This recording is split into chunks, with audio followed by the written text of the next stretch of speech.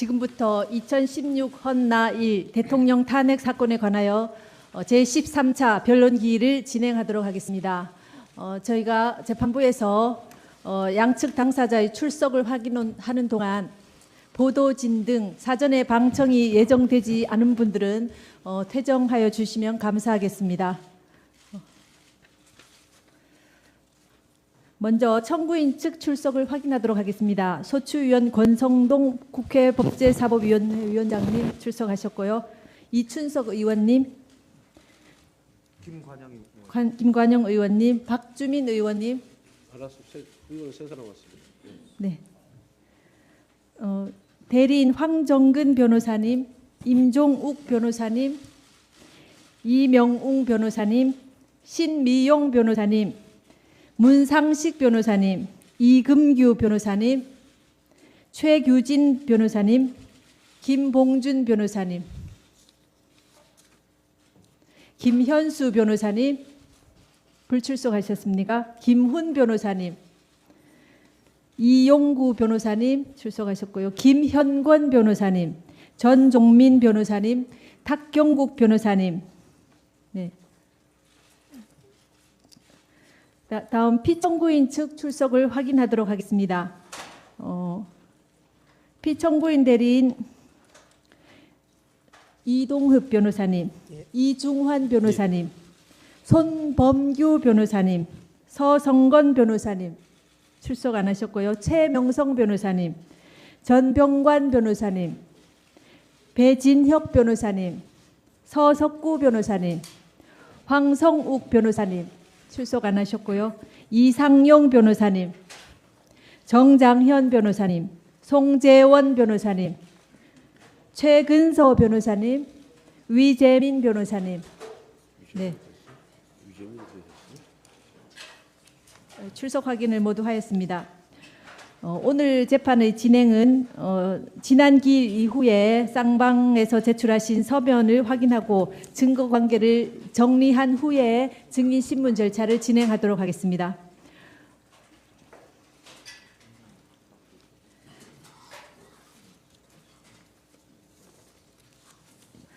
청구인 측에서는 2월 13일자 증거인부서 및 참고자료, 2월 14일자 김홍탁, 김형수 증인 관련 준비서면 제출하셨죠? 예. 네. 뭐 이 부분에서 추가로 진술하실 부분이 있으십니까? 오늘 아마 오후에 김홍탁 증인하고 김형수 증인이 출석하지 않는다고 하면 불출석계를 내서 거기에 대해서 의견을 말씀을 드립니다.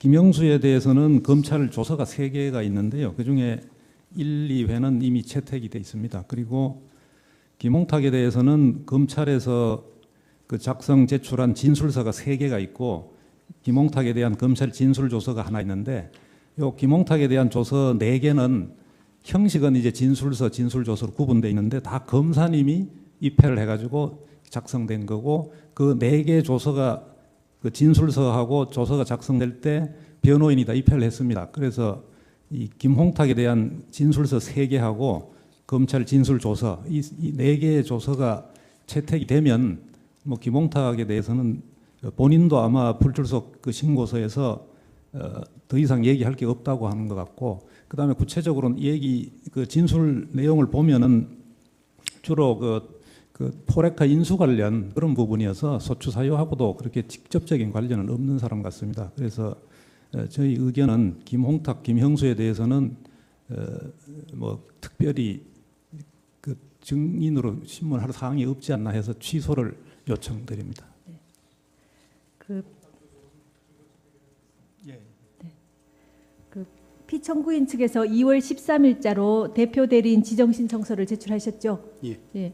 헌법재판소 심판 규칙에 따라서 이동욱 변호사님을 피청구인 대리인 대표 대리인으로 추가 지정하도록 하겠습니다.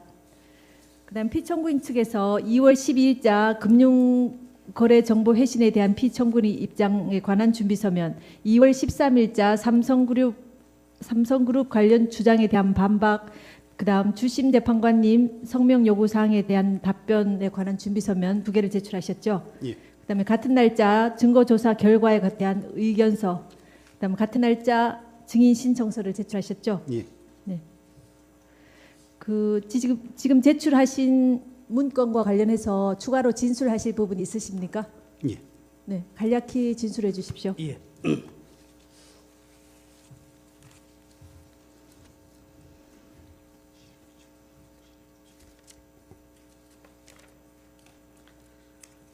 삼성그룹 관련 2016년 2월 6일자 청구인 측 준비서면에 대한 반박 준비서면을 제출하고 그 핵심 사항을 구두로 본 법정에서 진술을 올리도록 하겠습니다. 피청구인의 대리인들은 본건 탄핵 소추 이후 현재까지도 현재의 심판 대상이나 여전히 심판 대상이나 적용 법조가 특정되지 않고 오락가락하는 바람에 피청구인을 방어하는 데 큰 혼란과 어려움을 겪고 있습니다.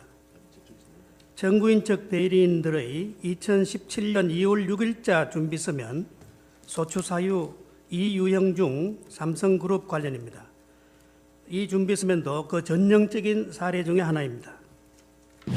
국회의 탄핵소추 의결서를 보면 삼성그룹 관련 부분에 대하여 삼성그룹이 미르재단과 K스포츠재단에 합계 204억 원을 출연하였는데 이것은 2015년 7월 25일 피청구인과 이재용 부회장의 면담 시 삼성물산과 제일모직의 합병에 헤지펀드 엘리엇의 반대가 심하는 등 삼성그룹의 현안 문제에 대한 대화가 있었고 피청구인의 재단 출연 요청이 있었기 때문이며 이는 2015년 6월경 보건복지부 장관 문형표, 국민연금공단 기금운용본부장 홍완선이 삼성물산의 재주주인 국민연금공단에 작용하여 삼성물산과 제일모직의 합병에 찬성하는 결의를 한 것과 관련이 있다. 따라서 피청구인에게 뇌물죄와 직권남용 강요죄가 성립하여 법률 위배에 해당되고 대통령의 권력을 남용하여 삼성그룹의 금품 출연을 강요하고 뇌물을 수수함으로써 법치국가 원칙을 파괴하고 기업의 재산권을 침해하여 헌법을 위반하였다고 적시되어 있습니다. 그런데 이 2월 6일자 준비서면에는 피청구인과 삼성그룹의 관계에 대하여 정유라 승마특혜 지원 지시 운운하면서 원래의 소추 의결서에 포함되어 있지 않았던 새로운 사실관계를 기재한 뒤에 헌법 제46조 3항에 위반된다라고 주장하고 있습니다. 헌법 제46조 3항은 국회의원은 그 지위를 남용하여 국가, 공공단체 또는 기업체와의 계약이나 그 처분에 의하여 재산상의 권리, 이익 또는 직위를 취득하거나 타인을 위하여 그 취득을 알순할 수 없다는 내용입니다.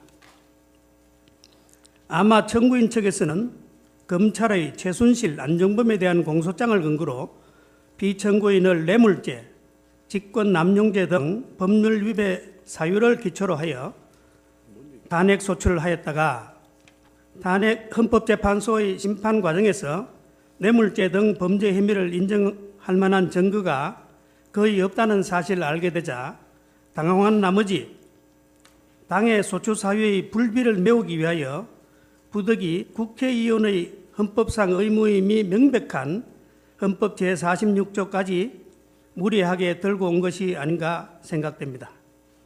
당초에 충분한 조사와 증거 확보 없이 시작된 무리한 졸속 탄핵 소추를 계속 유지하기 위하여 억지 논리로 새로운 법리를 창설하려는 것이 아닌가 의심됩니다.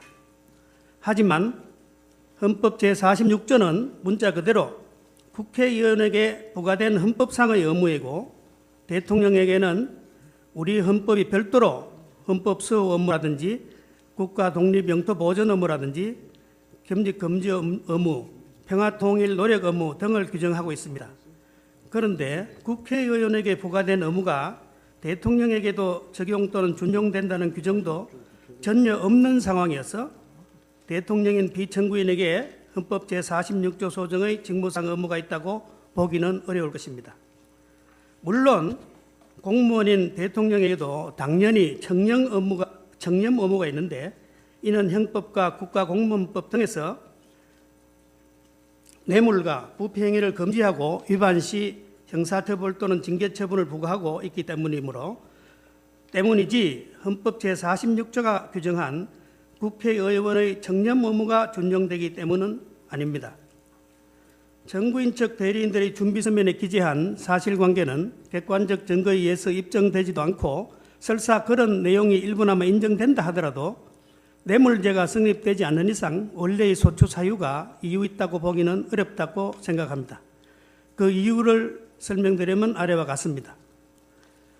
헌법 제65조와 헌재법 48조는 대통령이 그 직무집행에서 헌법이나 법률을 위반한 경우는 국회가 탄핵소추를 의결할 수 있다라고만 규정되어 있습니다.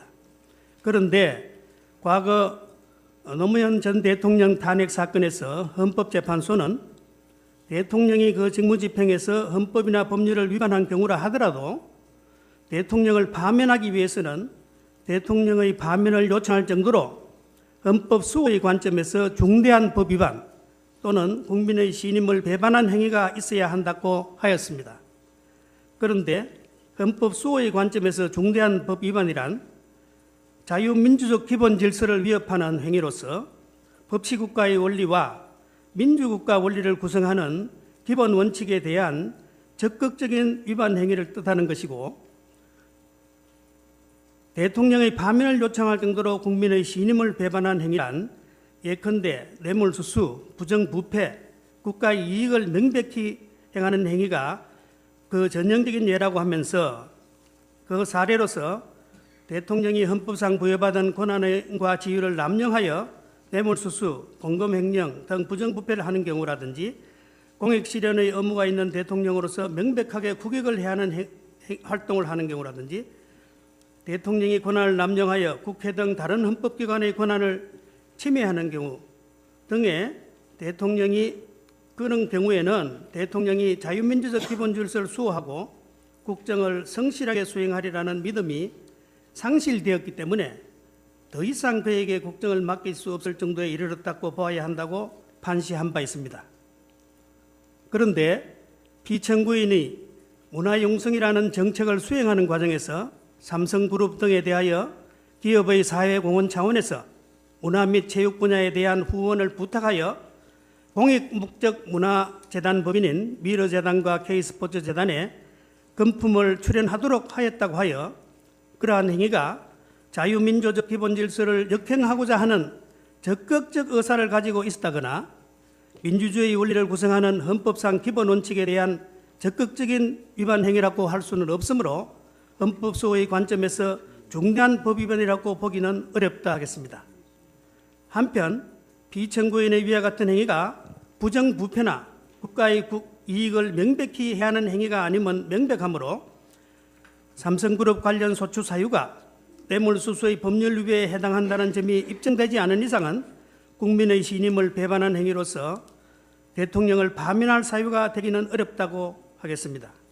그런데 2015년 12월 서울중앙지검 특별수사본부가 최순실, 안종범을 기소할 때에도 피청구인에 대한 뇌물수수 혐의는 인정되지 않아 결국 안종범 수석과 최순실을 직권남용 권리행사 방해죄 및 강요죄로 기소하였고 2017년 1월 19일 특별검사가 삼성그룹 이재용 부회장에 대하여 뇌물공여 등 혐의로 구속영장을 청구하였지만 법원은 뇌물공여죄 등 주요 범죄 혐의에 대한 법리상 다툼의 여지가 있음을 고려할 때 구속 사유와 필요성을 인정하기 어렵다며 소명 부족을 이유로 구속영장을 기각하기도 하였습니다.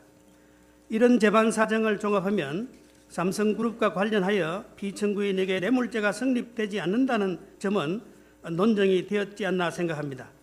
따라서 피청구인에 대하여 뇌물죄가 성립되지 않는 이상 소추 의결서 중 삼성그룹 관련 소추 사유는 이유 없다고 하겠습니다.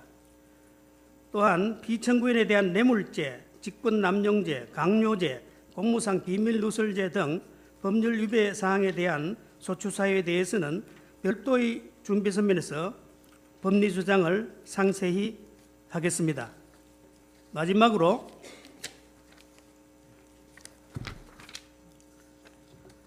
피청구인은 대통령 취임 이후 형제 자매마저 부정부패에 연루될 것을 우려하여 청와대에 출입하지 못하도록 조치하였고 주변 감독에 나름대로 엄정하게 대처했습니다.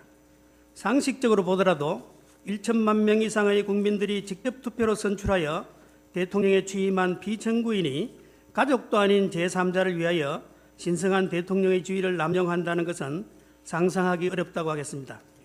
부양해야 할 자식도 없이 대한민국과 결혼했다는 말을 들으며 오로지 애국심 하나로 사심없이 평생을 조국과 국민에게 헌신하여 온 피청구인의 행위에 대하여 그녀의 애국심을 존중하여 달라는 말은 못하더라도 조금은 따뜻한 시각에서 봐줄 필요가 있지 않나 생각합니다.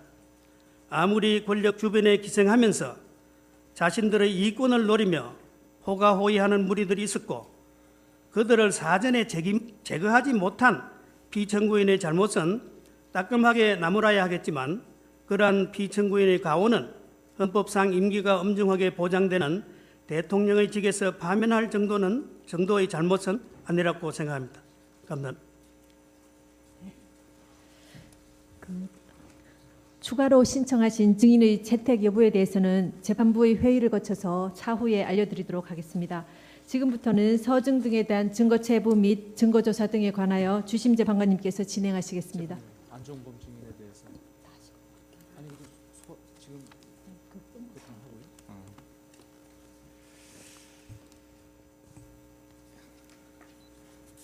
예, 이동욱 변호사님이 오셔서 이제 변론을 하시니까 정말 좀 이제는 형사 재판 같지 않은 모습이 보여지는 것 같습니다. 그동안은 너무 이 사건이 지금 대한민국 대통령의 탄핵 여부를 다루는 엄중한 사건인데 마치 무슨 대통령이 피고인인 것처럼 재판이 진행이 돼서 매우 안타까웠습니다. 근데 앞으로는 그런 모습이 좀 아니도록 진행이 되었으면 하는 그런 바람입니다. 먼저 그동안 제출된 것을 확인드리면 2월 10일자로 중앙지검에서 그 문서송부 촉탁에 대해서 회신이 왔습니다. 녹취록하고 녹취 파일이 다 왔고요. 녹취록은 청구인 측에서 갑자 167호증으로 오늘 제출하셨죠? 예, 제출했습니다. 서증이 제출됐으니까 서증을 먼저 좀 확인해야 될 것 같습니다. 지금 청구인 측에서 제출한 156호증부터 오늘 제출된 167호증까지 이제 인부를 아직 안 하고 계신데요. 어떻습니까? 한번 차회 인부하도록 하겠습니다. 지난번에도 차회로 넘기셨는데 사실 다 별거 아니거든요. 뭐 저 156호증은 그 청와대 경내 사진들 뭐 이런 뭐 약도 뭐 이런 것도 156호증은 동의하도록 하겠습니다. 그러시죠? 예. 나머지도 뭐 다 뭐 국민연금 회의록 저 보도 자료 뭐 설립 예, 연락 157호증은 동의하도록 하겠습니다. 다 동의하셔도 될 것 예. 같아요. 167호증은 어떻습니까? 녹취록. 녹취록 서면으로 냈습니다. 녹취록을요? 녹취록 말고 166호증까지 다 서면으로 동의서를 냈습니다. 아 그러시는가요? 예, 예. 의로증 동의. 오늘 제출된 녹취록에 대해서도 동의하도록 하겠습니다. 그러시죠? 예. 네, 그렇게 하시면 될 것 같고요. 의로증에 대해서도 지금 의제 20호증부터 29호증까지는 다 동의한다고 예. 서면으로 내주셨고요. 그 다음에 이제 지난 2월 6일자 준비 서면에 의제 15호증을 첨부해 내신 게 있어요. 그게 재단법인 미르 현판식이나 뭐 이런 관련들인데 아마 변호인들이 여러분이시니까 이미 의제 15호증은 제출이 됐는데 아마 착각을 하신 것 같습니다. 의제 15호증이 중복이 되어 있습니다. 그래서 그 재단법인 미르 관련된 의제 15호증은 의제 30호증으로 정정하시면 될 것 예, 같습니다. 그렇게 해주십시오. 그러시죠? 예. 그 2월 6일자 준비 서면에 제출된 첨부된 의제 15호증이라고 예, 예. 기재된 게 있습니다. 그게 뭐 예. 재단법인 미르 관련된 뭐 보도 자료하고 현판식 사진인데 다 동의하셔도 예, 될 것 동의합니다. 같습니다. 예.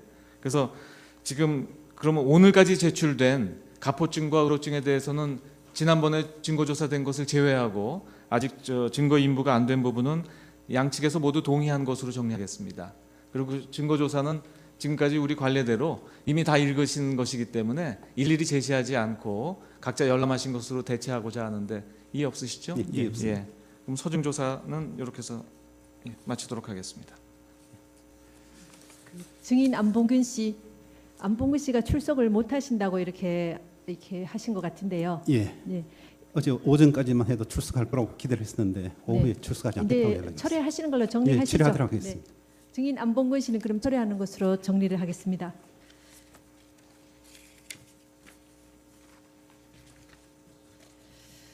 그 안봉근 씨가 출석을 안 해서 오늘 오전 변론은 이것으로 마치겠습니다.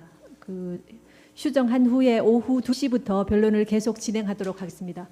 2시는 아니죠. 아, 참. 그 김홍탁 증인도 2시에 지금 출석을 못한다고 불출석 사유서를 제출하셨습니다. 그래서 2시 기일을 3시로 변경해서 3시부터 이 증인 신문 절차를 진행하고 오후 재판을 진행하도록 하겠습니다.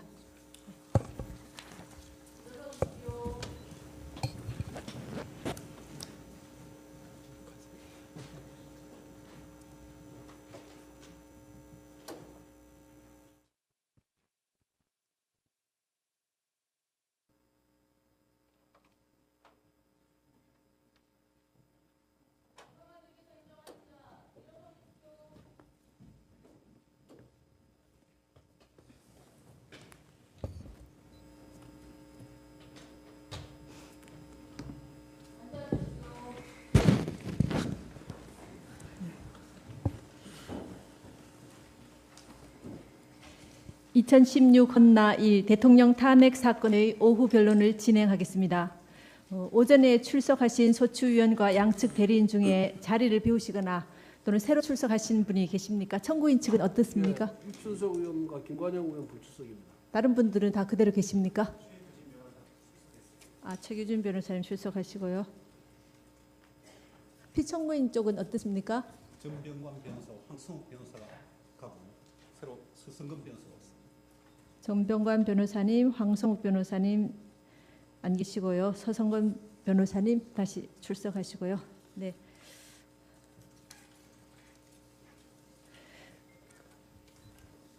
그 증인 신문 절차로 들어가겠습니다. 이기우 씨 나오셨습니까? 네, 나오십시오.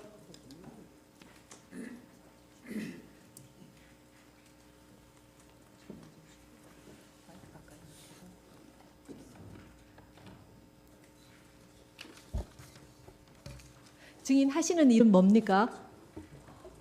저는 지금 그랜드 코리아 레저 주식회사 대표이사입니다. 네.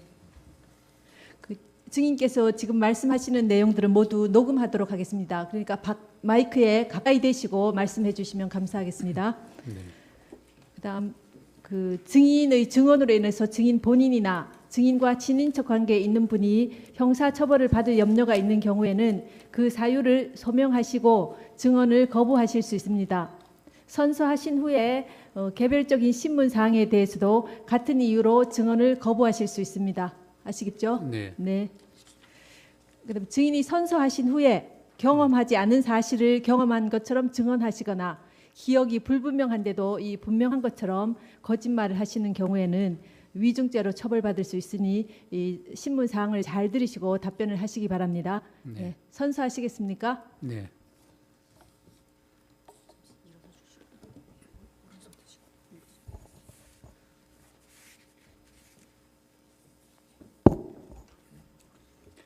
선서 양심에 따라 숨김과 보탬 없이 사실 그대로 말하고 만일 거짓말이 있으면 위정의 벌을 받기로 맹세합니다. 증인 이기우. 네, 앉으십시오. 피청구인 대리인 쪽에서 어느 분이 신문하시겠습니까? 네, 최명성 변호사 신문하겠습니다. 네. 신문 시간은 어느 정도 30분 예상하십니까? 30분요? 네.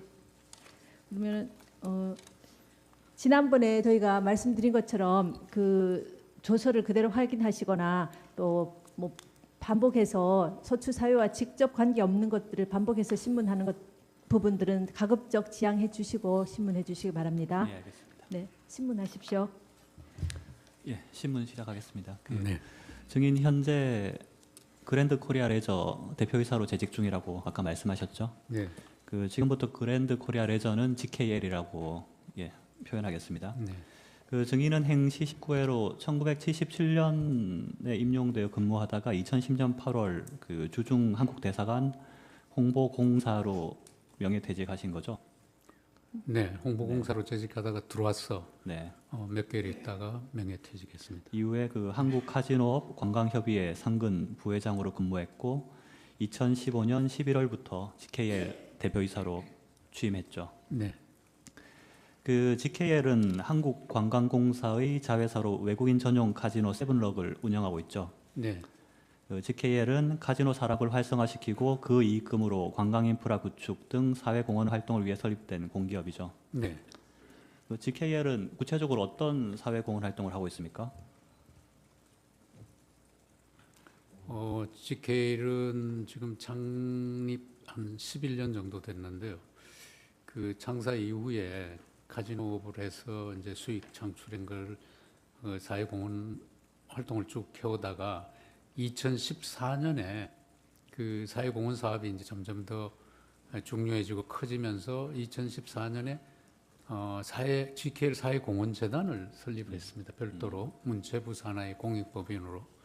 그래서 이제 2014년부터 지금까지는 사회공헌 사업을 GKL 본사에서는 거의 안 하고 그 사회공헌재단에서 주로 수행을 하는데 그 사회공헌 사업은 이제 주로 그 사회공헌재단의 정관에 보면 관광, 문화, 체육 분야에 그 취약 계층 지원이라든가 그 다음에 그 인재 육성 사업 또 지역의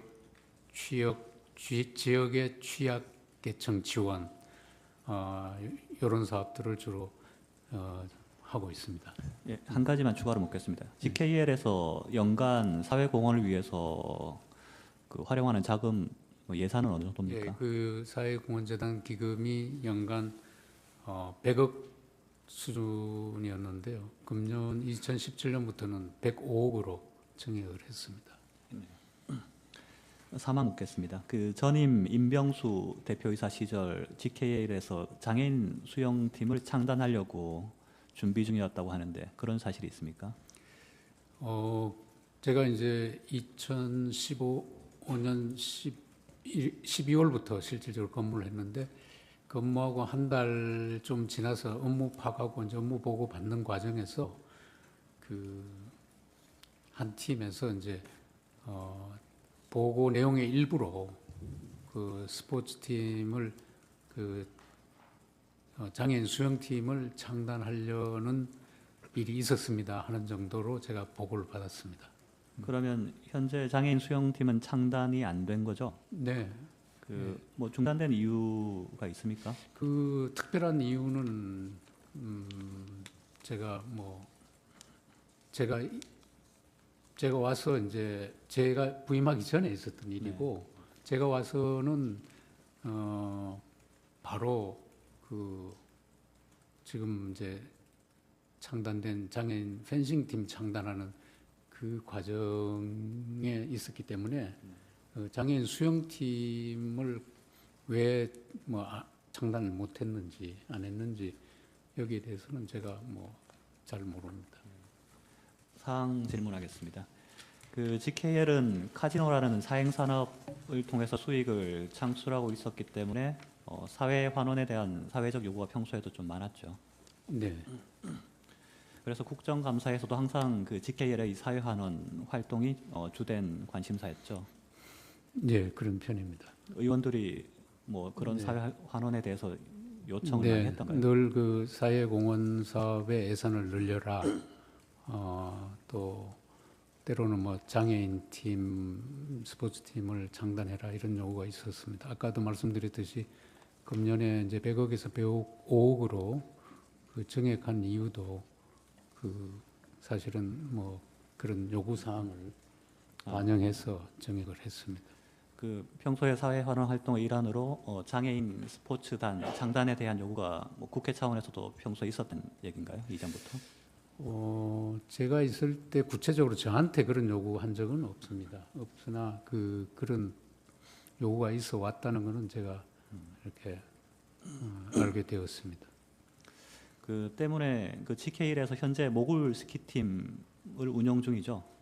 네, 모굴 스키팀은 창단한 지가 한 4, 5년 정도 됐습니다. 그런데 그런 사회 환원에 대한 요구 때문에 전임 그 대표이사께서도 추가로 장애인 수영단 창단도 준비하셨고 뭐 그렇게 볼 수 있는 건가요?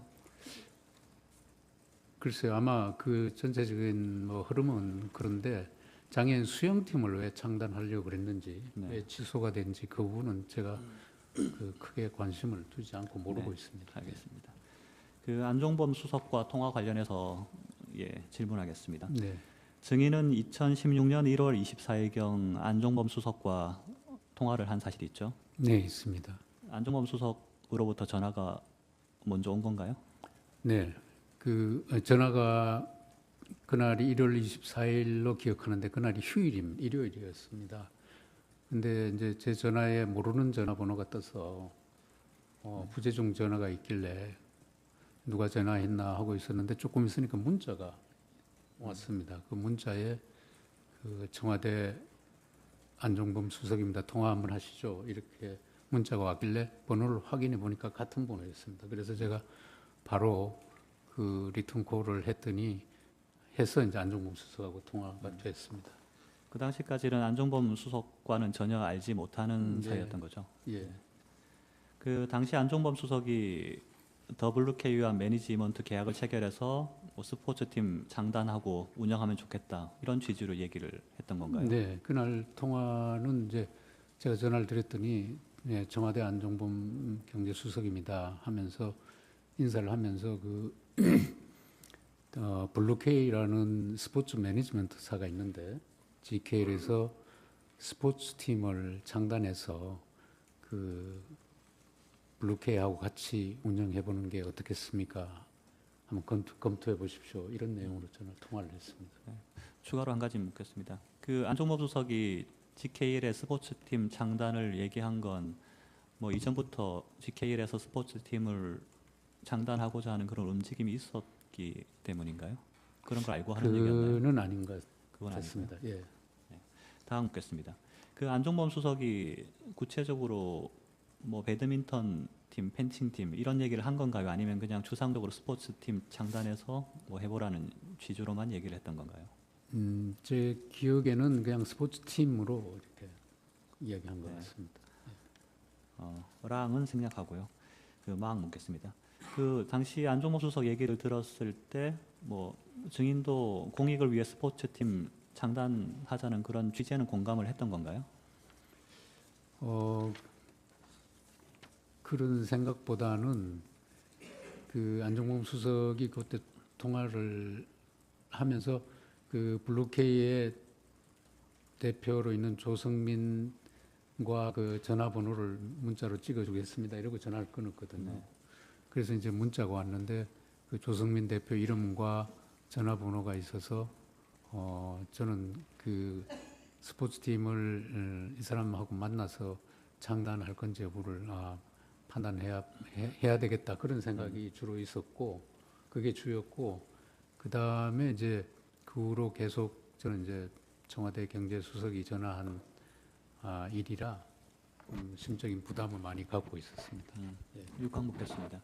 그 당시 안종범 수석이 WK를 어떤 회사라고 소개를 했습니까? 그냥 스포츠 매니지먼트사라고만 이야기했습니다. 그 말고는 구체적인 얘기는 따로 안 했고요. 네, 안 했습니다. 7항은 7-나항만 묻겠습니다. 당시 안종범 수석이 조성민 대표 연락처를 가르쳐주면서 조성민 대표가 어떤 사람이라는 설명도 했었나요? 아니요, 일체 없었습니다. 아, 그냥 네, 문자로 연락처는, 네. 조성민하고 전화번호 이렇게 왔습니다. 8항 묻겠습니다. 그 안종범 수석이 이 스포츠팀 장단과 WK와 용역 계약 체결 이게 그 피청구인인 대통령 뜻이라고 명시해서 이야기한 사실이 있습니까? 제 기억에는 그러지는 않았습니다. 네. 9항 묻겠습니다. 그 증인은 검찰에서 안종범 수석 얘기가 표현은 그렇게 강하지 않았습니다. 라고 진술했는데 이 표현이 그렇게 강하지 않았다는 게 구체적으로 어떤 의미인가요?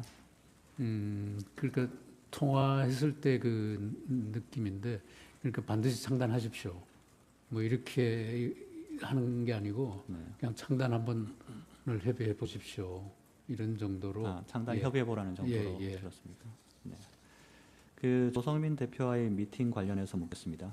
그 증인은 조성민 대표를 언제 어디서 처음 만났습니까? 그 2016년 1월 28일 그 삼성동 인터컨 커피숍에서 처음 만난 겁니까?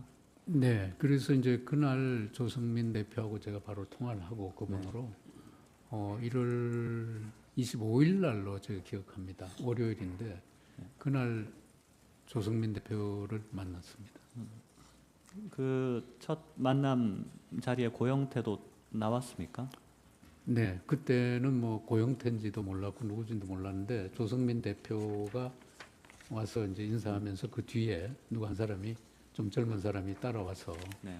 같이 인사만 하고 자기 뭐 이름이나 신분을 전혀 밝히지 않고 잠시 첫날은 그냥 수인사만 하고 헤어졌습니다. 10이랑 묻겠습니다. 당시 고영태가 본인 소개를 전혀 안 했다는. 네, 안 했습니다. 그 그때뿐만 아니고 네. 그 후로 제가 몇 번을 같이 이 조성민 대표와 만났는데 일체 자기 신분이나 이름이나 뭐 이런 건 절대 밝히지 않았습니다. 않았습니까? 10이랑은 다항만 묻겠습니다. 그 고영태가 본인을 소개하지 않은 이유에 대해서 알고 있습니까? 저는 뭐 이유는 몰랐고요. 네. 조금 이상하다는 생각은 했습니다.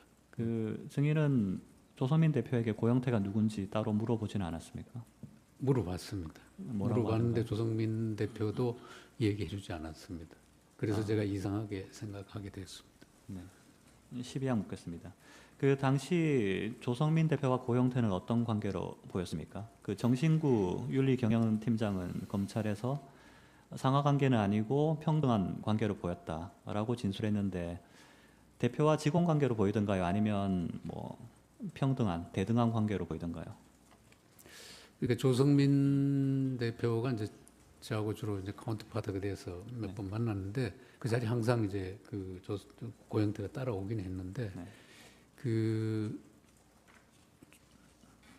무언가 이렇게 잘 얘기가 진행이 잘 안 되고 하면 그 고영태가 상당히 좀 짜증스러운 태도를 보이고 이러길래 저 관계가 좀 이상하다 이런 생각을 했습니다. 왜냐하면 조성민이가 대표인데 그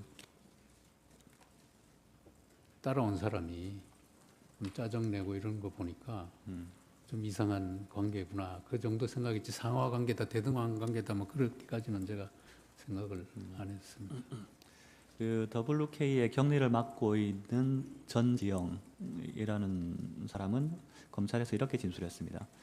그 평소에 이제 고영태를 WK 상무로 이제 칭하고 있었는데 조성민 대표가 퇴임하고 최철 대표가 취임하기까지 그 사이 기간 동안에는 한 2주 정도 되는데 고영태가 대표 대리를 했었다. 그러니까 사실상 대표 역할을 했었다고 진술을 했었습니다. 증인은 이런 사실을 알고 있었습니다. 몰랐습니다.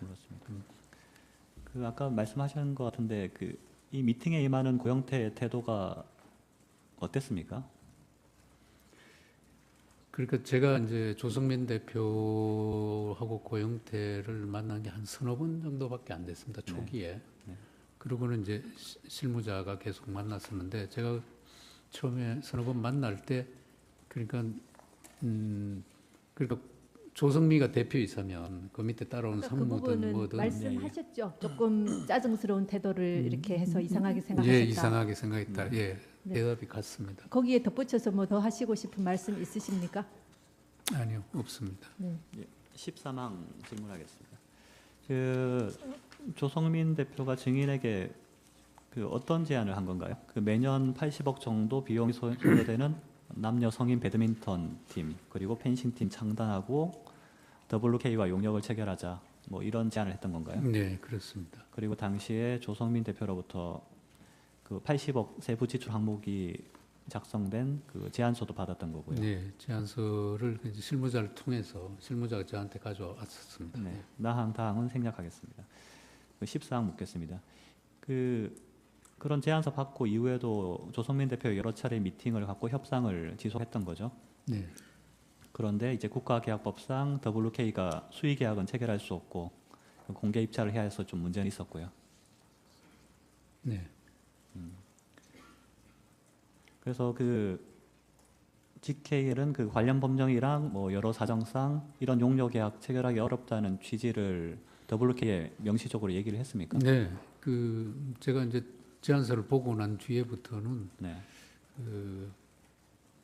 우선은 그 규모가 80억이라는 게 너무 좀 저희들한테 부담스럽고, 그 다음에 이제 저희들이 모글 스키 팀이 있는데도 불구하고 2개 팀을, 일반 팀을 또 창단한다는 건 뭐 하나씩 이렇게 뭐 연차적으로 한다든가 그러면 모르겠는데, 한꺼번에 2개 일반 팀을 창단한다는 게 그게 현실적으로 좀 어렵고, 그 다음에 그쪽에서 요구하는 게 그러니까 그 관리 운영 대행 용역 계약입니다. 그러니까 쉽게 말하면 자기들한테 그 80억을 다 주면 다 운영하고 사후 정산만 하겠다 이런 개념인데, 그렇게 하려면 용역 계약을 체결하려면 국가계약법상 제가 알기로는 5천만 원 이상 되면 다 공개 입찰을 해서 해야 됩니다.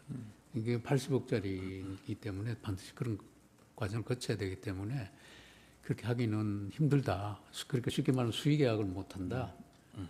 이렇게 해서 그걸 계속 거절해 왔더랬습니다. 제가 이제 몇 번 만날 때도 그랬고, 네. 그 후에 실무자가 만날 때도 계속 그 내용으로 그걸 못 한다고 거절을 했었더랬습니다. 그렇게 계속 거절하니까 듣고 있던 고영태가 중간에 투덜대면서 이게 왜 안 되냐 이런 식으로 네, 하기로 한 적이 있나요? 예, 뭐 그런 반응을 제가 만났을 때도 뭐 보였던 것 같고, 저 이제 실무자 정신구 팀장 네. 아까 그 사람이 만날 때도 그렇게 좀 짜증스럽게 네. 왜 그 못하냐고. 그러다가 이런 뭐 식으로. 화를 내고 그 회의장을 박차고 나간 적도 있나요?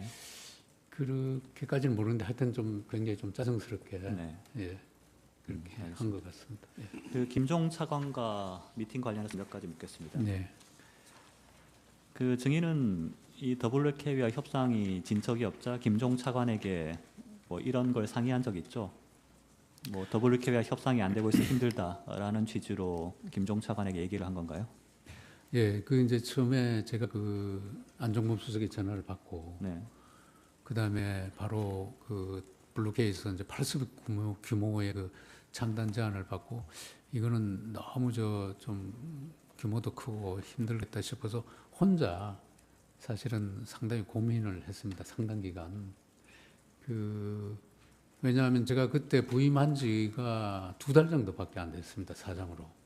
그래서 회사 전반적인 사정도 파악이 안 된 상태에서 그런 그 큰 제안이 들어오고, 그래서 혼자 고민하다가 안 되겠어.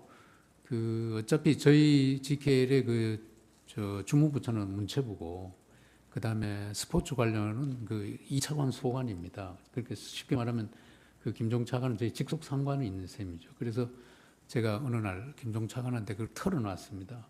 이런 일이 있었다. 증인이 먼저 제가 먼저 연락을 얘기했습니다. 했다는 예. 예. 어차피 뭐 창당이 되든 안 되든 뭐 조그맣게 하든 말든 그거는 김종 차관 문체부가 어차피 알아야 되기 때문에 제가 김종 차관한테 먼저 그 얘기를 털어놨습니다. 그 김종 차관과 평소 아는 사이는 아니었던 거죠? 김종 차관은 제가 부임하고 네. 처음 뵀습니다. 예, 처음 이제 인사로 그 당 차관님한테 인사드리러 갔을 때 처음 네. 뵀습니다. 그 16항은 나항부터 묻겠습니다. 그 당시에 그 증인 얘기를 듣고 그 김종 차관이 뭐라고 하던가요? 김종 차관은 그 당시 이미 WK 조성민 대표를 만나서 WK나 조성민 대표를 알고 있었던 것 같은데 증인한테 그런 얘기를 했었나요? 일체 없었습니다. 그런 얘기를 일철 안 하고 그냥 듣고만 있었던 건가요? 제 얘기를 듣고 그래요? 제가 그럼 그 친구들 한번 볼게요. 그래요 하고 이렇게. 본인이 좀 나서서 중재를 해보겠다는 예, 그 취지로 친구들 얘기한 한번 건가요? 볼게요. 중재하겠다 뭐 이런 얘기보다 한번 보겠다. 예, 그렇게 얘기했습니다. 다항입니다. 그 김종 차관이 안종범 수석에 대해서는 따로 얘기를 하지는 않았습니까? 네, 안 했습니다. 그 증인은 어쨌든 그 당시에 김종 차관한테 얘기를 할 때 안종범 수석으로부터 연락이 왔다는 얘기도 한 거죠. 예, 이렇게 했습니다. 그 17항 묻겠습니다. 그 조성민 대표는 2016년 2월 25일 그 김종 차관이 GKL과 협상이 잘 진행되지 않는 걸로 알고 있는데 장애인 펜싱 팀을 창당하는 게 어떠냐라는 취지로 제안을 했다고 합니다. 이런 사실 알고 있었습니까? 저는 몰랐습니다. 그 당시 김종 차관이 그 조성민 대표한테 바로 장애인 펜싱팀으로 하라고 제안을 한 건지 아니면 그런 겁니까? 아니면 뭐 증인과 그 조성민 대표 사이를 여러 번 오가면서 그냥 중재 역할을 한 겁니까? 아마 제가 이제 그 일반 팀 2개를 창단을 못하겠다고 그러면서 그 조성민 대표한테 만약에 GKL이 창단한다면 그 우린 장애인 팀을 하나 만드는 게 좋겠다. 장애인 팀을 만들면 만들지 일반 팀은 이렇게 크게 못 만든다. 이런 제안을 제가 몇 번 한 적이 있습니다. 그리고 아마 그 얘기도 김종 차관한테 제가 했지 않나 싶습니다. 예. 그래서 김종 차관이 그걸 조성민 대표에게 전달한 것 같다라는 건가요? 예, 뭐 제가 아까 말씀드린 게 그게 맞다면 아마 그렇게 이루어진 것 같습니다. 그 다음 묻겠습니다. 그 언론에는 김종 차관이 증인에게 뭐 적극적으로 가이드라인을 제시했다, 뭐 이런 식의 기사가 나오는데 증인이 조언을 구한 겁니까? 아니면 김종 차관이 증인에게 어떤 가이드라인을 제시를 한 겁니까? 그게 이제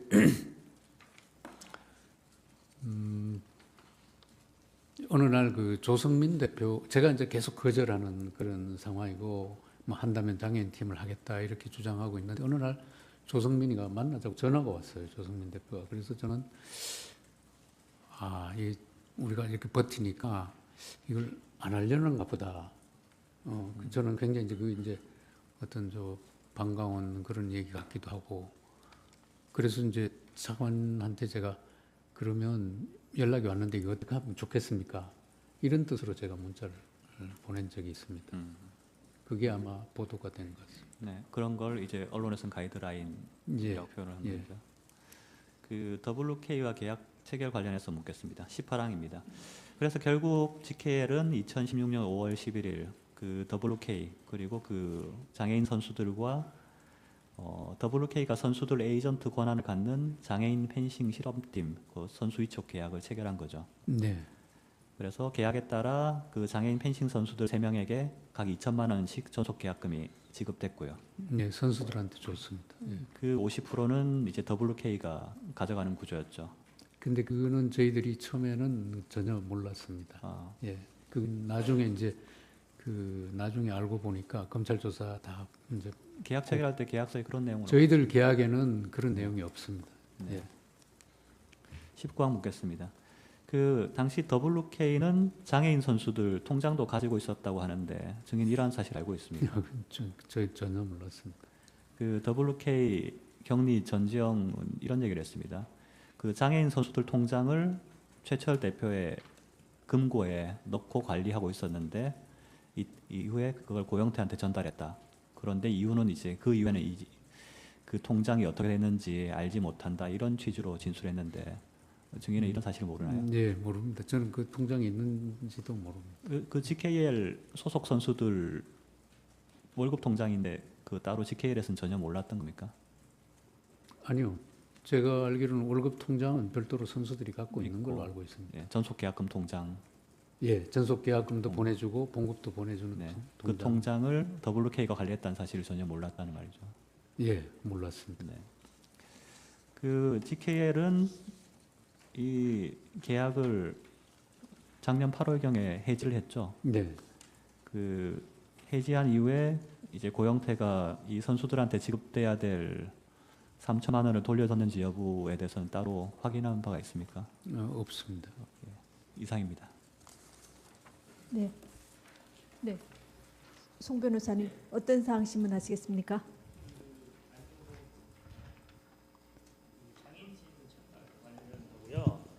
그 김종 씨하고 관계 뭐 이런 몇 가지. 네.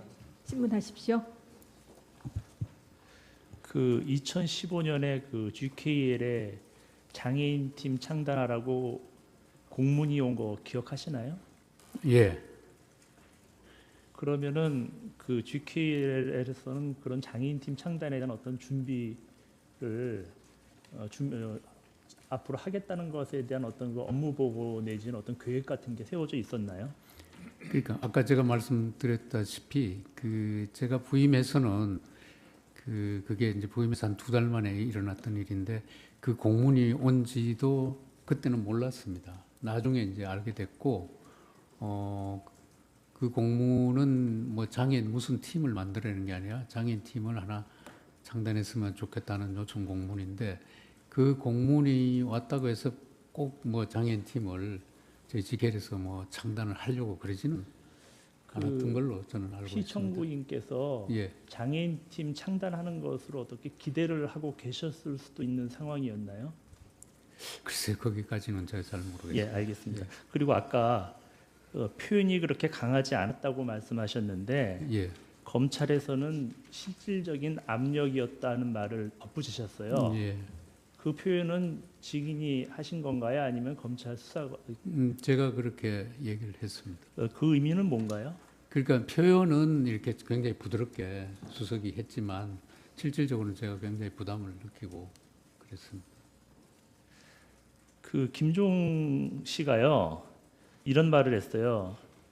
그 증인께서 어려워하는 것을 보고 도와주려고 했다. 그 당시 상황이 맞습니까?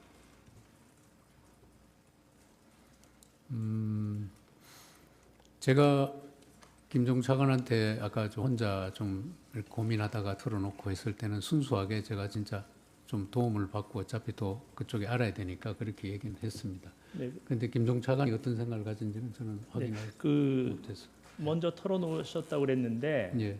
그때 김종 차관님의 그 반응이 그런 일이 있었느냐라고 이렇게 좀 모르던 사실을 알았던 듯한 반응이었나요? 아니면은 예, 그랬습니다. 네, 그러니까 제가 그렇게 말씀을 드리니까 아 그래요? 내가 그 친구들 한번 만나보죠. 이런 반응을 보였습니다. 이상입니다. 청구인 측에서 반대 신문 하시겠습니까? 어느 분이 하시겠습니까? 예, 김훈 변호사입니다. 재판장님 잠깐만 제가 지금 피청구인 그 대리인들께 이걸 좀 여쭤.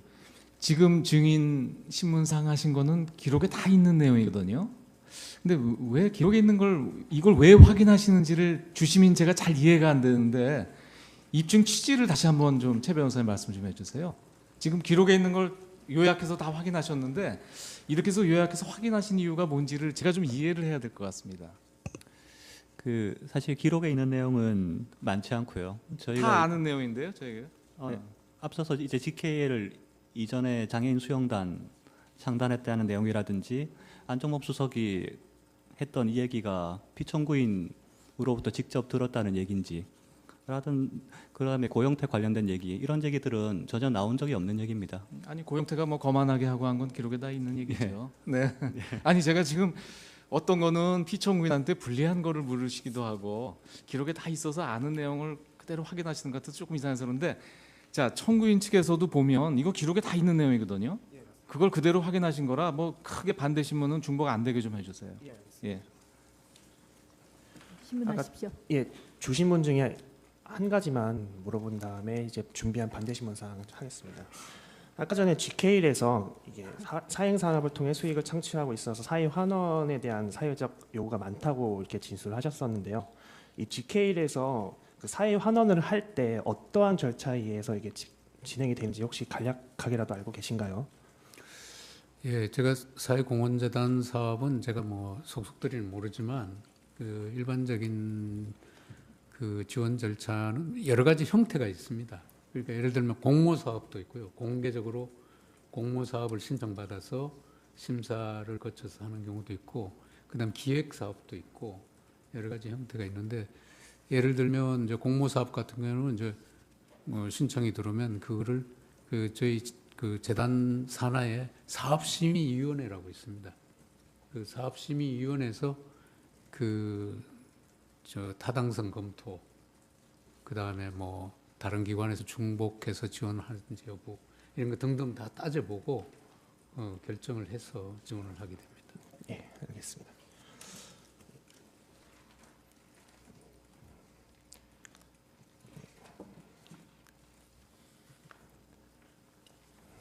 증인이 검찰에서 한 진술조서 제시하겠습니다. 갑질 51호 중에 250점 한번 확인해 주시고 혹시 뭐 검찰에서 진술한 대로 기재되어 있는지 뭐 본인이 직접 확인해 보는지 좀 보시고 예.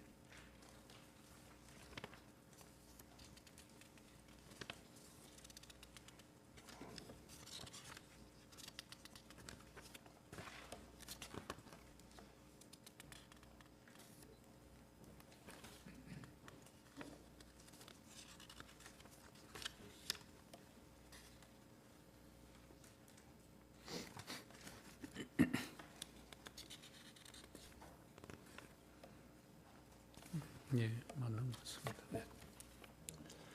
증인은 검찰에서 조사받은 다음 그 진술조서를 열람을 하고 그 진술한 내용대로 기재된 것을 확인한 후에 서명 또 부인하였죠. 네.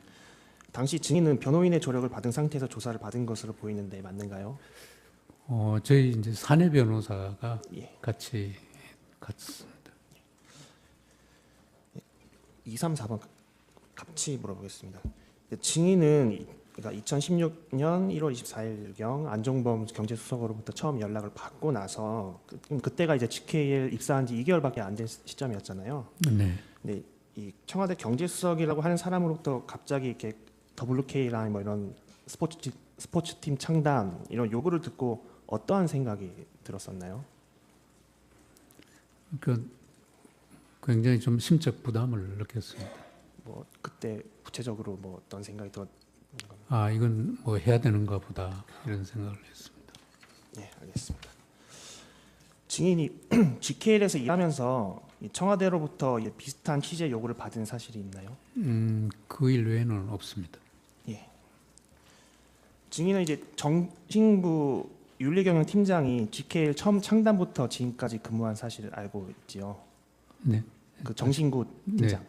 그러니까 GKL이 창단했을 때부터 일했던 거 알고 계신가요? 글쎄 거기까지는 제가 예. 혹시 그 정신구 팀장으로부터 그러니까 이런 사건과 비슷한 뭐 청와대로부터 요구를 받은 적이 있다고 뭐 말하는 사실이 있나요? 뭐 그런 거 들은 적이 있나요? 아, 정신구 팀장이 예. 그런 부탁을 예. 그건 없을 겁니다. 예.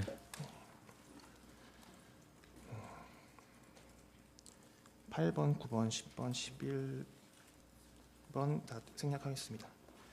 그 GK에서 스포츠팀 창단 제안서를 받았을 때 그 형태나 구성은 어땠는가요, 혹시? 제 기억에는 그게 한 2, 3페이지 정도 되는 제안서였는데, 그러니까 일반적으로 저희들이 뭘 제안할 때와 같은 그런 포맷이 아니고 그냥 앞 페이지에 그냥 바로 뭐 선수단 숫자하고 금액하고 이렇게 해서 토탈 얼마 이렇게 된 그런 그 정식의 어떤 제안서라기보다는 조금 그런 주로 이제 보니까 제가 본 선수 구성하고 예산 두 가지만 이렇게 나열된 그런 제안서였습니다. 그 제안서를 보고 어떤 생각이 들으셨나요? 제안서가 상당히 엉성했습니다. 예.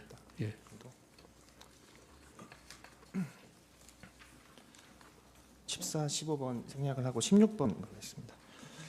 뭐 GKL에서 보면은 어쩌면은 이런 WK의 제안서가 뭐 아까도 뭐 무리한 제안서였다 이렇게 말씀하셨는데 이걸 단칼에 자르지 못한 이유가 뭐 있나요? 그거는 뭐 청와대 수석 전화를 받았기 때문에 그랬습니다. 17번 생략하겠습니다.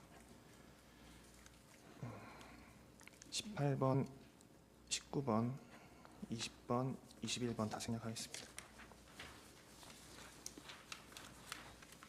22번, 23번, 24번 생략하겠습니다.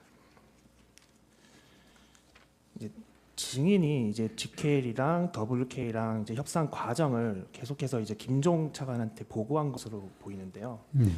그렇게 계속 보고한 이유가 있나요? 특별한 이유가?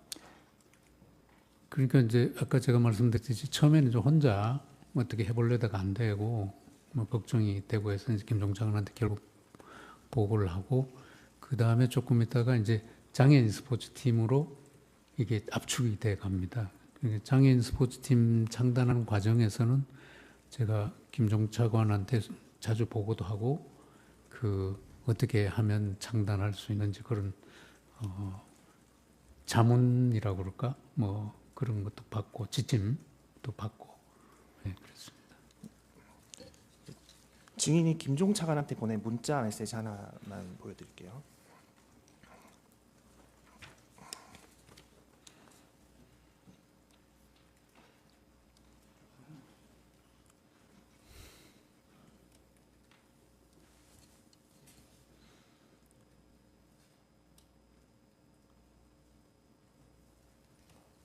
보이시죠? 네. 예, 보면은 증인이 2016년 2월 25일 16시 그러니까 오후 4시인데 김종에게 차관님 조 대표로부터 전화가 와서 내일 오후에 만나기로 했습니다. 어디서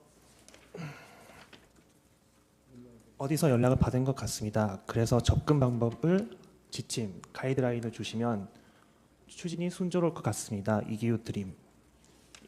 이러한 내용으로 문자를 보낸 것으로 보이는데 맞는가요? 예, 제가 보냈습니다.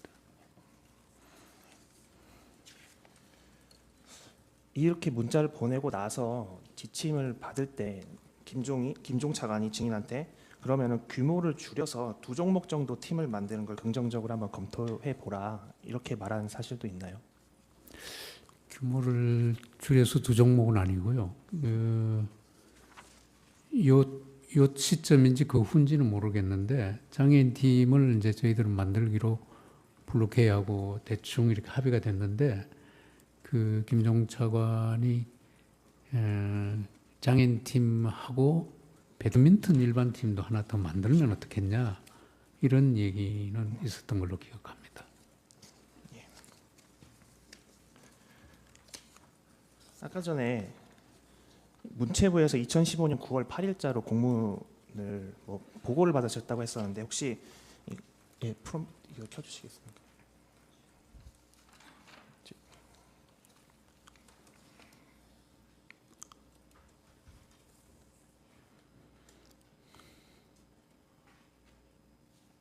혹시 이러한 공문 본 적 있으신가요?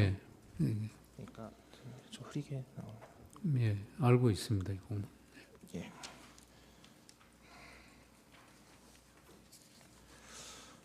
31번 생략하겠습니다.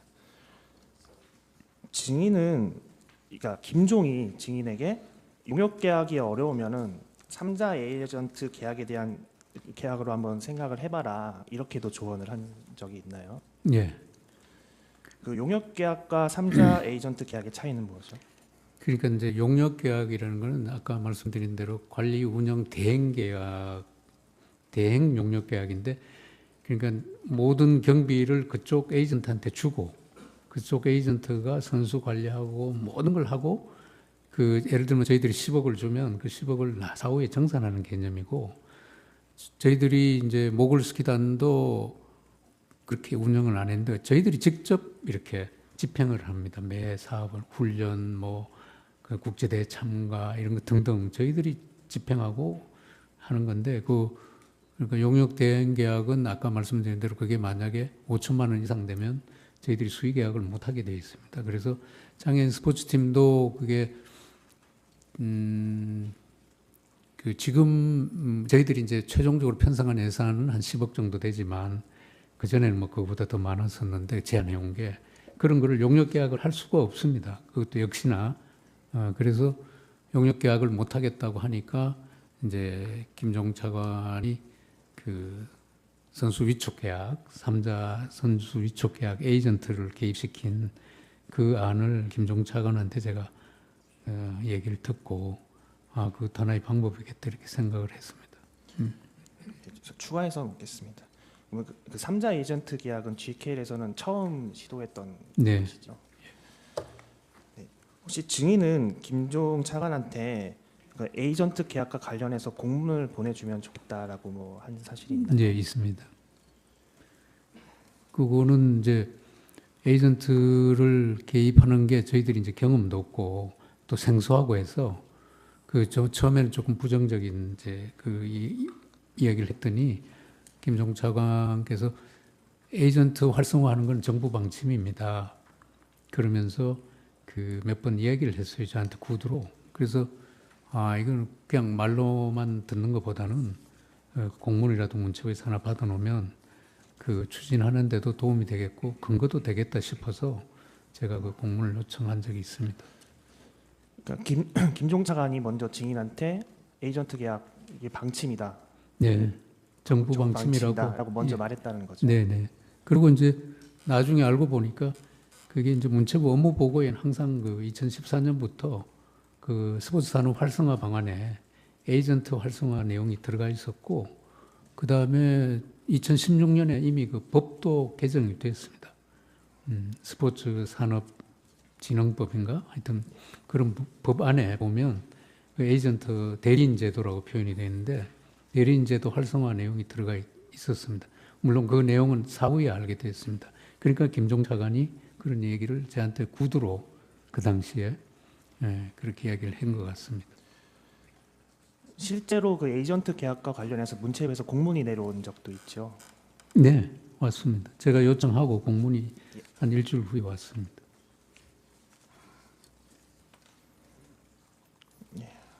나머지는 다 생략하겠습니다.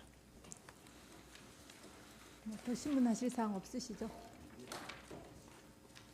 네, 그러면 저희 재판부의 재판관님들께서 질문을 드리도록 하겠습니다. 새로운 사실이 나온 게 없어서 특별히 여쭐 건 없는데요. 그냥 네. 궁금한 거 한두 가지만 여쭙겠습니다. 예.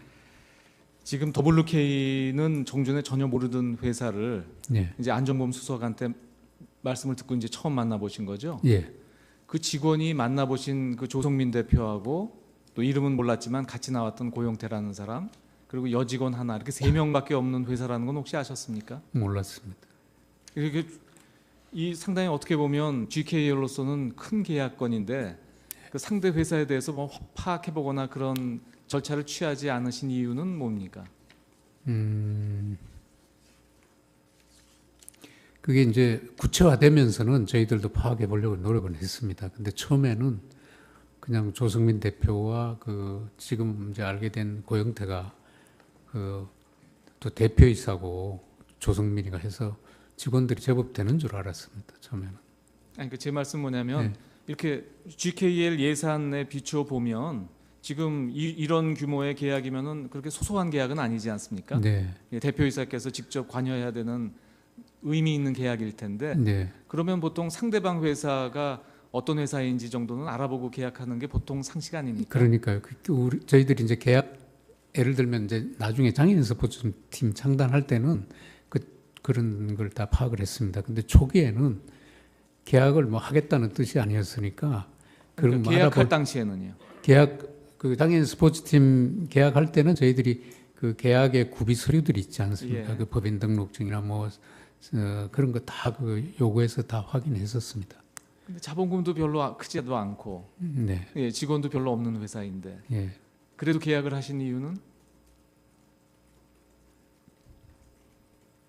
결국은 안종범 수석이 추천했기 때문인가요? 뭐 그걸 전혀 부인하지는 않겠습니다. 근데 이제 워낙 처음에 이제 큰 걸 저희들이 거절하고 지연시키고 그러다가 아니 경위가 문제가 아니고 예. 하여튼 계약할 때는 상대방 회사도 알아보고 계약하는 게 네. 일반적인 상식이고 네네. 지금 확인해 보면은 직원도 얼마 없고 자본금도 1억밖에 안 되는 작은 회사인데 네. 이렇게 큰 GKL이 계약한 거는 지금 상식적으로 생각하면 안종범 수석이 그 추천을 했기 때문에 했나 보다 이렇게 추측이 되거든요. 네, 큰 흐름은 그게 맞는데 네. 그 장애인 스포츠팀은 사실은 그 규모가 굉장히 작습니다. 선수 3명에. 아니 뭐 중요한 내용은 아닙니다. 예. 뭐 지금 이미 다 쌍방 양측 대리인들이 이미 저희들이 다 알고 있는 내용만 확인했기 때문에 그냥 저도 그냥 한번 궁금한 거 몇 가지만 확인하는 거예요. 네. 예. 불편하시면 답변 안 하셔도 됩니다. 김종 차관은 취임 후에 처음 봤다고 말씀하셨죠? 네. 그러면 만나기는 처음 만났지만 그 전에는 알던 사이는 아닙니까? 근데 이름도 모르고 전혀 모르는 네. 분입니까? 이름은 뭐 한두 번 왜냐하면 저도 문체부 출신이니까 네. 그 뭐 차관이 누가 와 있다는 정도는 뭐 그런 정도만 하셨습니까? 예. 근데 또 꼭 근데 여기 김종 차관이 얘기했던 거 어디 보면 증인을 김종 차관이 추천을 했다 이런 얘기가 나오던데요. 예, 그건 왜냐하면 예. 그 아까 말씀드렸듯이 그 김종 차관이 저희 GKL의 직속 차관입니다. 그러니까 당연히 실무자들이 추천하든 누가 하든 김종 차관은 다 거치게 돼 있습니다. 아 누가 했든지 간에. 네네. 예. 혹시 증인은 그 최순실로 알려져 있는 최서원 씨를 아시나요? 모르시고요. 예. 이 최서원 씨가 증인 대표이사 임명에 관여가 됐는지 여부 이런 것도 전혀 모르시겠네요. 예, 몰랐습니다. 예. 마지막으로 이거 한 가만 여쭤보겠습니다.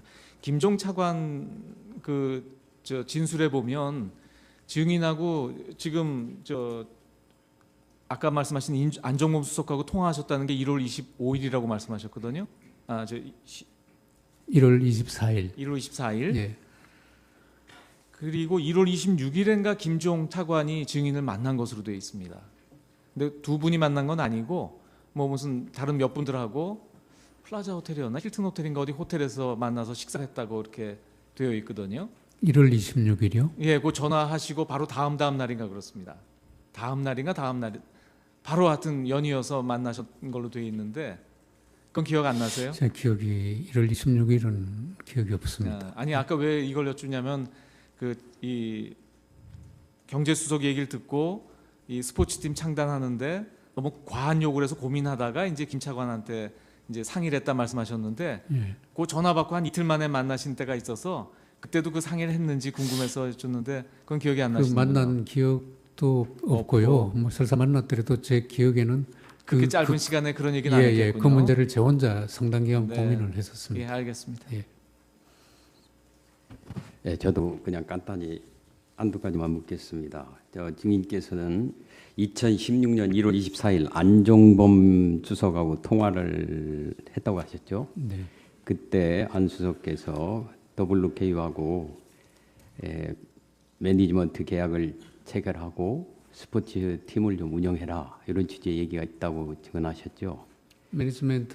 스포츠 매니지먼트 회사인 블루케이가 있는데 예, 그거랑 거기랑 계약을 체결하고 계약 체결하라는 말까지는 안 하셨던 것 같고 예.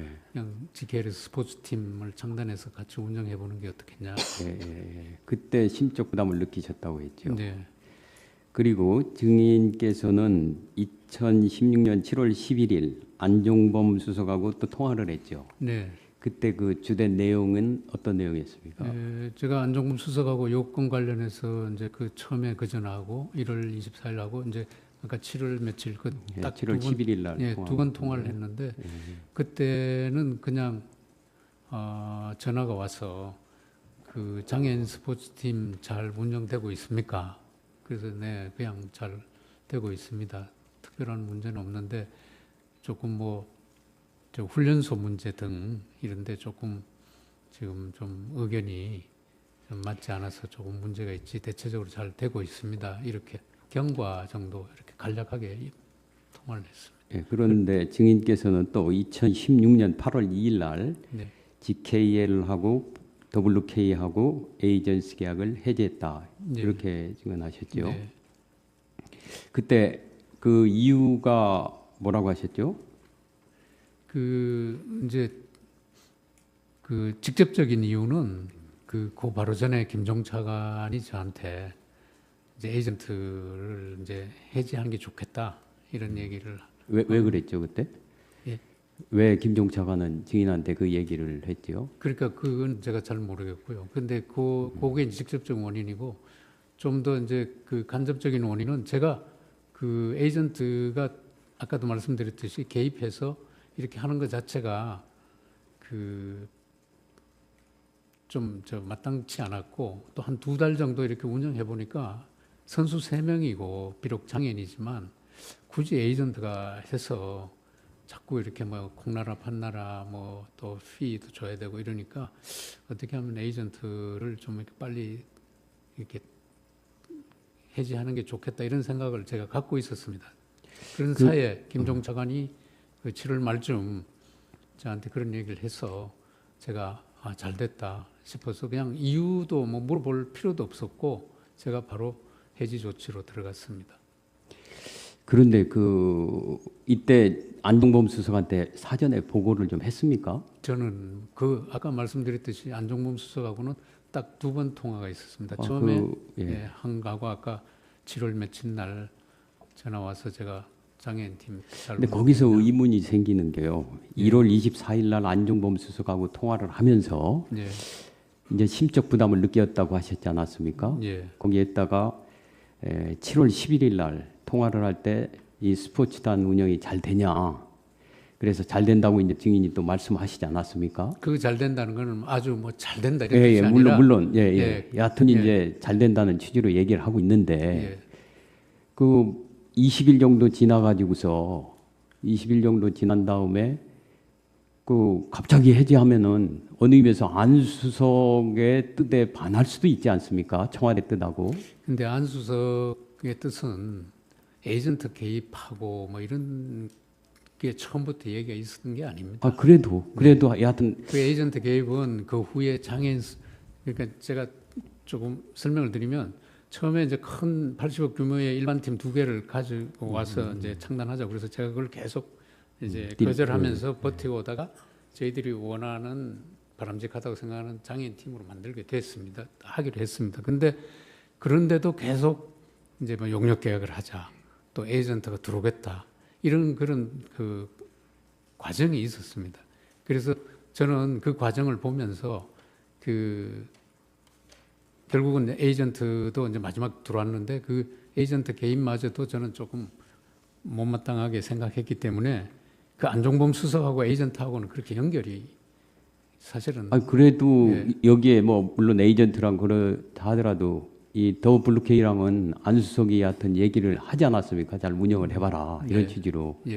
그렇다고 한다면은 여하튼 더 블루케이랑 그 GKL에서 이 계약을 해지를 한다고 하면은 안수석의 그 관심 사항인데 여하튼 더 블루케이하고 그거를 사전에 보고도 안 하고 했다는 건 이해가 안 돼요.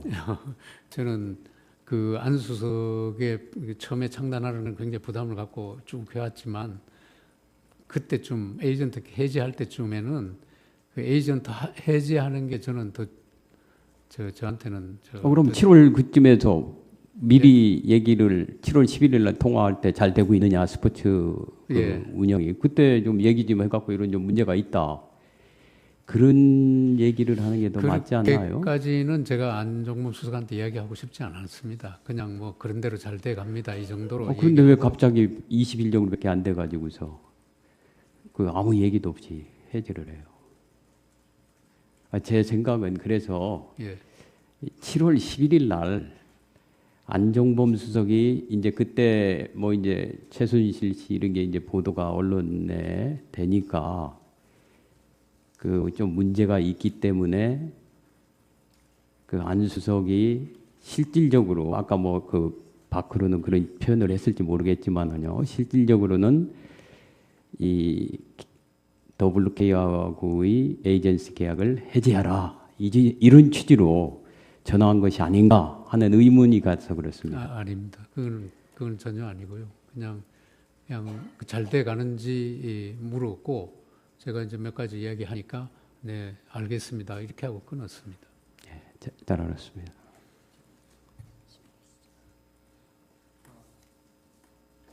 지금 다른 재판관님들이 여쭤본 거와 마찬가지인데요.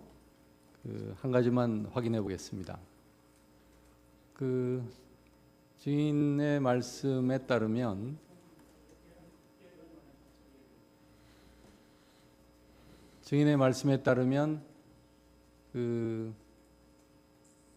이 GKL은 이제 관광공사의 자회사이죠. 네. 그리고 관광공사는 문체부 산하에 있는 기업이죠. 네. 그러면 청와대에 관련된 기관이 있으면 교문수석실이 관련된 기관이죠. 네. 그러면 그 경제수석인 안종범의 뭐 이 지시를 받거나 협조 요청을 받을 관계는 아닌 거죠. 엄격히 보면 좁은 의미에서 보면 그럴 수 있는데 저는 그때는 뭐 경제수석도 그런 지시를 할 수 있다 이런 생각을 했습니다. 뭐 같은 얘기인데요. 증인이 그 안종범으로부터 연락을 처음에 받고 상당한 기간 이 혼자서 고민을 했다라고 이제 증언을 하셨습니다. 왜 그랬습니까? 그러니까 그걸 제가 수용할 수가 없기 때문에 고민되는 겁니다. 그게 만약에 쉽게 그걸 왜 수용을 해야 된다고 생각을 했습니까? 그러니까 이 교문수석실에서 온 연락도 아니고 경제수석이 연락을 한 것인데 그걸 왜 증인이 오랫동안 고민하고 수용할지 말지에 대해서 생각을 한 건가요? 그러니까 저는 교문수석이든 경제수석이든 청와대 수석 전하고, 그리고 그게 너무 이제 그러고 보니까 블루케이스 가져온 안이 그게 너무 좀 과하고 수용할 수 없어서 고민이 됐던 겁니다. 그거 그게 두 개가 이제 합쳐져서 이 청와대의 수석들은 가장 주된 업무가 대통령을 보좌하는 것이잖아요. 네. 이 교무수석실을 통하지 않고 안종범 수석의 증인에게 그 같은 협조 요청을 했다는 것은 그 안종범 개인의 협조 요청이라고 생각을 했습니까? 그렇게는 생각 안 했습니다. 그 대통령의 협조 요청이다 이렇게 증인은 받아들였나요? 대통령이라기보다는 경제수석으로서 청와대에서 이렇게 추진하려는가 보다 이렇게 생각을 했습니다. 그럼 청와대라는 것은 뭘 의미하는 겁니까? 수석 개인입니까? 대통령까지 포함된 그런 기관, 국가기관인가요? 제가 왜 증인이 생각하는 건 뭡니까?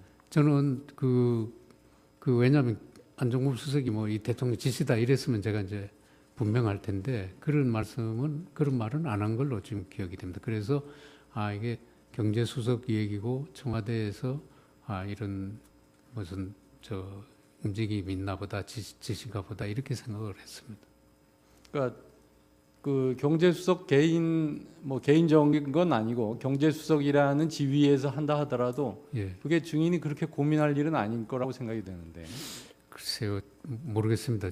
제가 이제 조그만 공기업 사장이라 그런지 모르겠는데 청와대 수석 전화를 공기업 사장이 부담을 안 갖는다. 그거는 좀 저는 부담을 가졌습니다. 네, 알겠습니다. 네. 어떤 사항에 대해서 신문하시겠습니까? 그 녹취록이 갑자기 좀 생각난 부분이 있어서. 증인에게 신문하실 네네. 사항입니까? 예. 녹취록과 관련하여서요? 네네. 좀 갑자기 어떤 생각이 나는 게 있어서. 네. 증인이 간단히 신문하십시오. 알지 모를지는 잘 모르겠습니다. 그 녹취록에 보게 되면은 그 주식회사 예상의 류상용이라는 사람도 이 GKL에 관여된 것으로 이렇게 보이는 부분이 있던데 혹시 그 협상 과정에서 뭐 유상용이나 주식회사 예상 이런 거 들어본 적 없으세요? 금시초문입니다. 그리고 그 협상하는 과정에서 문체부 장관 정책보좌관으로 있는 최철이라는 사람 아시죠? 모릅니다. 모르세요? 네. 네. 이규 씨에 대한 신문을 이것으로 마치도록 하겠습니다. 증인 수고하셨습니다. 가셔도 좋습니다.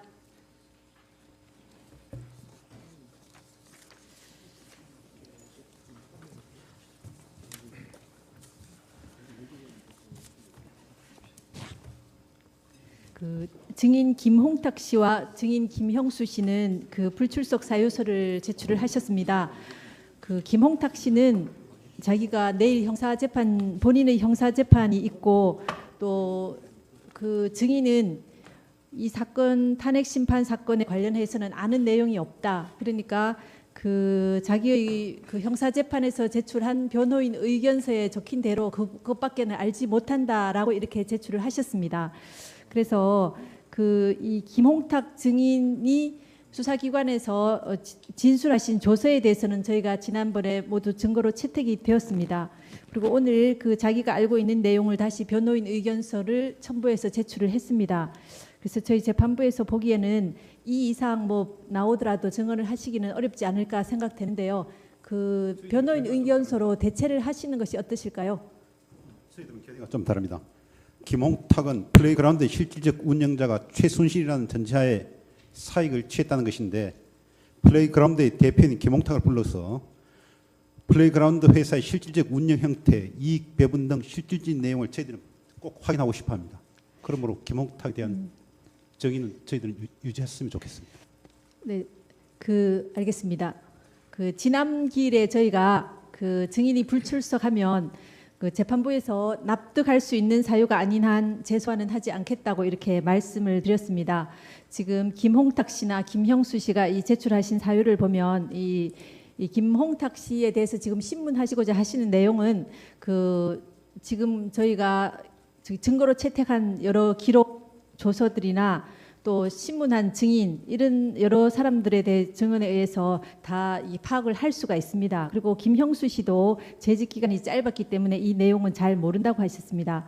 그래서 이분들은 사실 그 핵심적인 증인이라고 보기 어렵기 때문에 저희 재판부에서 논의한 결과 이분들에 대해서는 지난번에 말씀드린 원칙 하에서 재소환하지 않기로 하고 이 증인들에 대한 증인 채택 결정은 취소하기로 하겠습니다.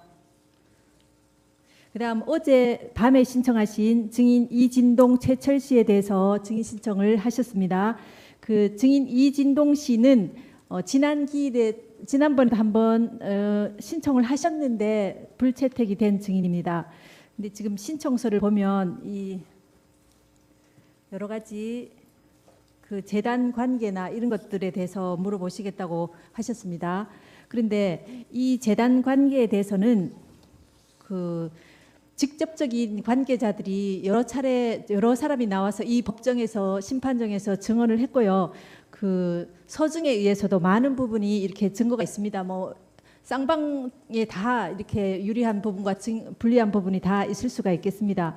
그래서 이 이진동 씨는 직접적인 이 탄핵 소추 사유에 관련되는 증인이 아닙니다. 그리고 최철 씨에 대해서도 그 고영태 씨나 이름 그 최순실 씨가 최순실 씨 측이 최철 씨를 통해서도 여러 문건을 유출되었다 하는데 최철 씨로부터 유출된 문건은 이 사건 탄핵 심판 소추 사유가 아닙니다. 그래서 이 최철 씨에 대해서도 녹취록의 내용을 보면은 어떤 내용인지 저희가 알아볼 수가 있습니다. 그래서 이 이진동 최철 증인에 대해서도 직접적인 탄핵 소추 사유에 관련되는 증인이 아니기 때문에 채택하지 않기로 재판부 회의 결과 그런 결정을 내렸습니다. 그래서 이 두 증인에 대해서도 채택하지 않겠습니다. 그다음 저희가 다시 한번 여기 계시는 모든 분들께 다시 한번 말씀드리겠습니다.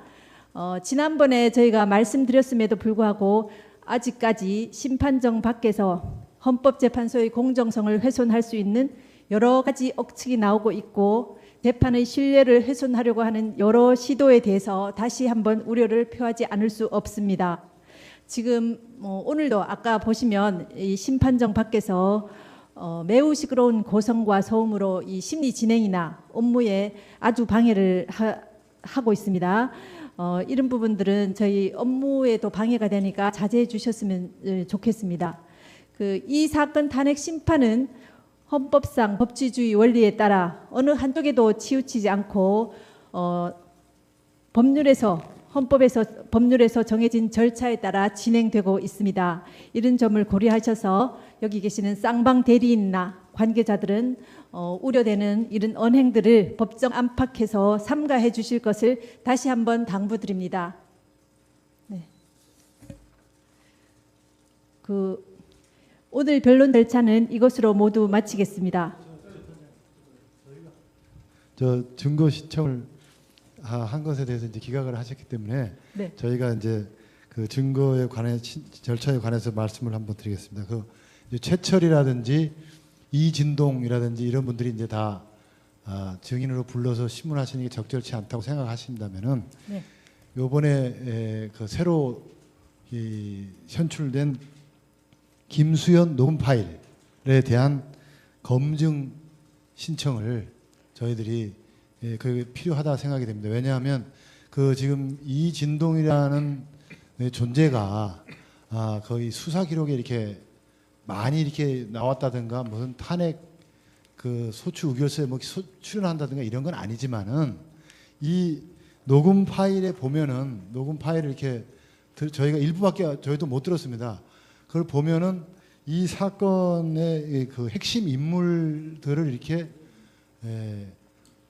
말하자면 이렇게 턴히 들여다보는 빅브라더 같은 존재고요. 그리고 이 사건이 세상에 이렇게 나오게 되게끔 언론 보도를 통해서 이렇게 말하자면 이 피청구인의 입장에서는 기습적인 이런 언론 보도들이 막 쏟아져 나오게끔 한 그 뒤에 배우 인물입니다. 그래서 이 이진동이라는 사람이 마치 트로이의 목마처럼 김수현이라는 사람을 최순실과 고영태에게 이렇게 보낸 사람입니다. 그래서 이것이 저희가 요컨대 이것이 정상적인 어떤 이 프로세스가 아니라 음험하고 어떤 그 기획적인 폭로 공작이 벌써 오래전부터 있었고, 그래서 순수하지 못한 동기에서 언론 보도도 상당 부분 조작되고 이렇게 해서 오늘까지 왔다라는 이런 것을 저희가 이제 수사 기록에 전혀 없는 내용이거든요. 네, 말씀하신 취지는 잘 알겠고요.